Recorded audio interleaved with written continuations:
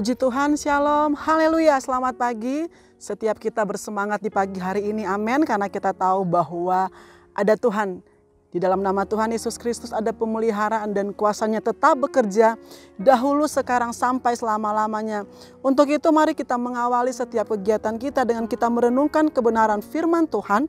Kisah Para Rasul 3 ayatnya yang ke-6 berkata, tetapi Petrus berkata, emas dan perak tidak ada padaku, tetapi apa yang kupunyai kuberikan kepadamu. Demi nama Yesus Kristus orang Nazaret itu berjalanlah. Ketika Petrus akan pergi untuk sembahyang seperti yang sudah mereka lakukan dan sudah merupakan gaya hidup daripada Petrus. Ketika itu dia akan datang di satu tempat di bait suci dan ada pintu gerbang indah. Pintu gerbang ini bukanlah merupakan pintu gerbang untuk masuk dalam kota itu. Tetapi ini adalah merupakan tempat yang paling banyak disukai dan paling banyak orang datangi melewati tempat ini. Entah dengan tujuan untuk mereka sembahyang, tetapi ada juga beberapa orang yang sakit. Contohnya seorang pria yang dia sudah lumpuh dari lahirnya. Tidak dikatakan apa penyebab dia ada lumpuh. Kalau zaman sekarang mungkin orang bisa berkata, oh penyebabnya lumpuh karena memang ada sesuatu dalam organ tubuh yang tidak bekerja sebagaimana mestinya. Seharusnya bisa berjalan tetapi kadang satu penyakit tertentu menyebabkan dia lumpuh. Ada juga orang yang lumpuh bukan pada waktu dia lahir. Bisa karena kecelakaan pada akhirnya dia mengalami lumpuh. Tetapi firman Tuhan mengatakan bahwa dari sejak kecil, dari sejak lahir dia sudah mengalami kelumpuhan. Dan di tempat itu, ketika dia berada di situ, orang Yahudi merupakan satu kebiasaan mereka dan mereka merasa bangga jikalau mereka bisa memberikan sedekah, mereka bisa memberikan sesuatu kepada orang-orang yang sakit. Dalam konteks ini, di situ ada seorang pria yang lumpuh. Ketika itu menjadi harapan pria yang lumpuh ini karena dia tidak bisa bekerja karena kondisi tubuhnya, dia menggantungkan kehidupannya kepada pemberian sedekah dari orang-orang yang ada di situ yang akan pergi ke bait Allah, memasuki pintu gerbang indah. Sekali lagi sebenarnya pintu gerbang ini bukan untuk masuk ke kota. Dan dengan harapan bahwa ketika itu dia akan mengalami pemeliharaan.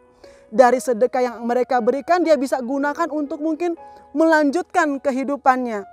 Terkadang dalam hidup kita seperti itu. Kita meminta sesuatu yang sebenarnya bersifat, kita anggap itu sesuatu yang sangat besar, yang sangat kita butuhkan. Tetapi sebenarnya kadangkala dalam penglihatan Tuhan, pemandangan Tuhan itu bukanlah permintaan yang kita butuhkan sesungguhnya dan semestinya. Kenapa? Kalau saudara lihat, kebutuhan yang utama dari seorang yang lumpuh adalah pastinya dia bisa berjalan. Tetapi justru yang dia minta pada waktu itu adalah hanya meminta sesuatu sedekah dari tangan orang-orang Yahudi yang lewat pada saat itu. Dan orang Yahudi pun akan senang kalau mereka bisa memberinya. Karena kalau mereka membeli itu adalah pahala yang terbesar yang bisa mereka dapatkan. Dari sini kita bisa melihat bahwa seringkali kita meminta Allah untuk memecahkan masalah yang kecil. Tetapi kita melupakan bahwa dalam kehidupan ini ada satu kebutuhan yang sangat paling mendasar untuk kita miliki. Di balik permintaan, kebutuhan hidup kita yang lain. Sampai orang lupa bahwa kebutuhan hidup yang paling utama itu berbicara tentang keselamatan. Dan kalau saudara dan saya sudah percaya kita sudah mendapatkan keselamatan itu di dalam nama Tuhan Yesus Kristus, biarlah kita terus berada di dalam keselamatan. Jangan sampai karena kita terdesak pada kebutuhan yang bersifatnya jasmani, kita melupakan, kita meninggalkan keselamatan tersebut yang hanya ada di dalam nama Tuhan Yesus Kristus. Dari kita harus sadar kebutuhan benar-benar apa yang paling kita butuhkan, itu yang kita minta kepada Allah. Dan kita pun percaya bahwa Tuhan kita di dalam nama Tuhan Yesus Kristus berbicara soal kebutuhan jasmani pun Tuhan akan menyiapkan karena Tuhan tahu kita membutuhkannya. Bapak Ibu Saudara sekalian, dibutuhkan satu tindakan iman untuk kita datang meminta kepada Tuhan. Untuk kita memohon berkat kepada Tuhan. Karena apa? Berkat itu yang ada di dalam nama Tuhan Yesus Kristus adalah merupakan satu berkat kepastian. Dan kita melihat di sini, ketika Petrus melihat orang tersebut, Petrus berkata bahwa emas dan perak tidak ada padaku. Tetapi apa yang ada di dalam diri Petrus, itu yang Petrus berikan kepada orang tersebut. Bapak Ibu Saudara yang dikasih oleh Tuhan kita Yesus Kristus, ketika orang meminta sesuatu kepada kita dan kita tidak memiliki apa yang diminta orang tersebut, pasti kita tidak bisa memberikannya. Tetapi kalau kita punya sesuatu yang bisa kita bagikan kepada orang lain, marilah itu yang kita berikan. Seperti yang dilakukan oleh Petrus. Yang Petrus punya adalah pribadi Kristus Yesus.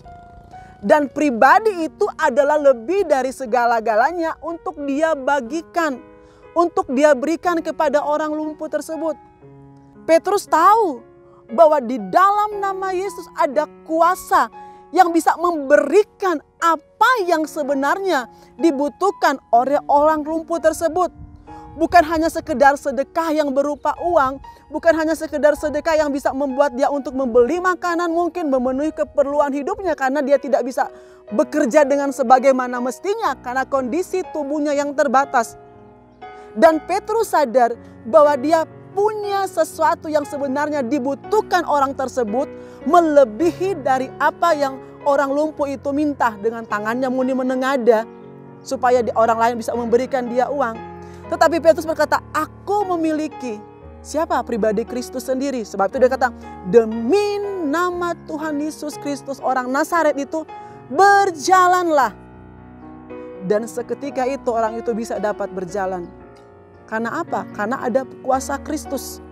Ada nama Yesus. Masihkah kita meyakini dengan keadaan yang ada sekarang bahwa nama Yesus itu berkuasa? Dia yang datang menjadi manusia, apa sih tujuannya? Untuk menyelamatkan kita, untuk memberikan damai sejahtera. Hidup bertahun-tahun dalam kelumpuhan secara fisik pasti membuat kehidupan dari orang lumpuh ini tertekan. Oke, dia bisa mendapatkan uang, mendapatkan sesuatu dari orang-orang ketika dia mengemis, ketika orang-orang akan masuk ke bait Allah. Tetapi kebutuhan terbesarnya adalah supaya dia bisa berjalan. Dan kebutuhan-kebutuhan terbesar, terpenting di dalam hidup kita, hanya kita bisa terima ketika kita percaya di dalam nama Tuhan Yesus Kristus.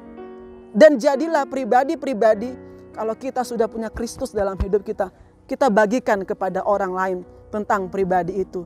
Pribadi yang menyelamatkan, pribadi yang menyembuhkan, pribadi yang menguatkan. Dan itu sudah ada dalam hidup saudara dan saya. Tetap kuat, tetap percaya kalau mungkin kondisi saudara yang sedang menyaksikan, yang sedang menerima firman Tuhan ini. Kita mungkin sedang berada dalam kondisi lumpuh seperti orang tersebut. Mungkin bukan fisik kita yang lumpuh, tetapi iman kita mulai lumpuh, kepercayaan kita mulai menurun. Ada banyak hal yang rasanya kita mulai tidak kuat. Masihkah kita berseru datang ke nama itu? Kalau firman Tuhan ini boleh datang bagi kita, mengingatkan kita, terus berseru, terus percaya. Demi nama Yesus orang Nazaret itu, berjalanlah.